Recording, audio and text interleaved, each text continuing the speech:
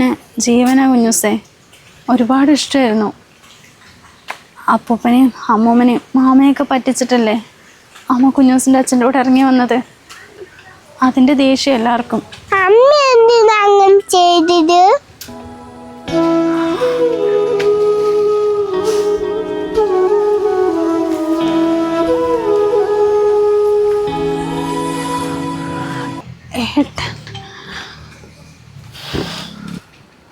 അല്ലടി, നീ എന്തിനാ കുഞ്ഞിനെ കൊണ്ട് ലോട്ടറി വെക്കാൻ പോയത്?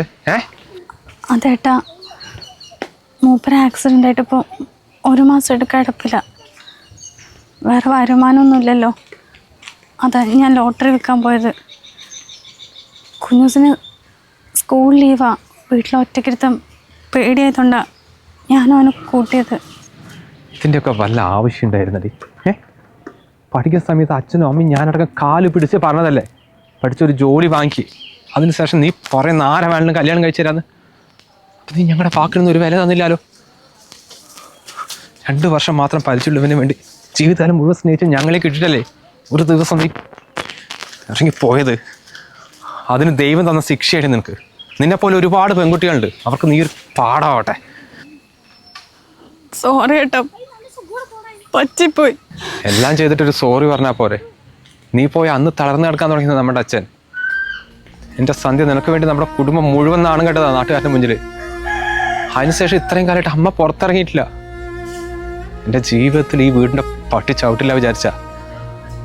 പക്ഷെ എന്തൊക്കെ ചെയ്താലും സ്വന്തം കൂടപ്പുറപ്പ് ഇങ്ങനെ കിടന്ന് അനുഭവിക്കുമ്പോൾ അതൊരു ആങ്ങളിക്ക് സഹിക്കാൻ കഴിയില്ല. അതുകൊണ്ട് മാത്രമായിട്ട് ഞാൻ അങ്ങോട്ട് വന്നത്. എല്ലാ അച്ഛനമ്മമാരും മക്കളുടെ നന്മ മാത്രമേ ആഗ്രഹിക്കുള്ളൂ. ഈ പക്വതയില്ലാത്ത പ്രായത്തിൽ ഇതുപോലത്തെ ഓരോന്നും എടുത്തു ചാടാതിരിക്കാൻ വേണ്ടിയിട്ടാണ് അവർ പിറകെ നടന്ന് ഇങ്ങനെ ഉപദേശിക്കുന്നത്. അപ്പോൾ അതൊക്കെ ഭയങ്കര ശല്യമായിരുന്നല്ലോ. ഇപ്പം മനസ്സിലായല്ലേ അവരന്ന് അങ്ങനെ പറഞ്ഞതിൻ്റെ അർത്ഥം എന്താണെന്ന്? അമ്മേനെ ശാപിക്കുന്നുണ്ടാവില്ല കേട്ടോ. ആങ്ങളെയായി എനിക്ക് എത്ര വിഷമമുണ്ടെങ്കിൽ നൊന്തു പ്രസവിച്ച അമ്മയ്ക്ക് എത്ര വേദന ഉണ്ടാവും. എന്നെപ്പറ്റി ആലോചിക്കാത്ത ഒരു ദിവസം പോലും ഇല്ല ആ പാവത്തിന്. ഈ അച്ഛനമ്മമാർ മക്കളെ ഒരിക്കലും ശാപിക്കില്ല കേട്ടോ, അതാദ്യം മനസ്സിലാക്കുക.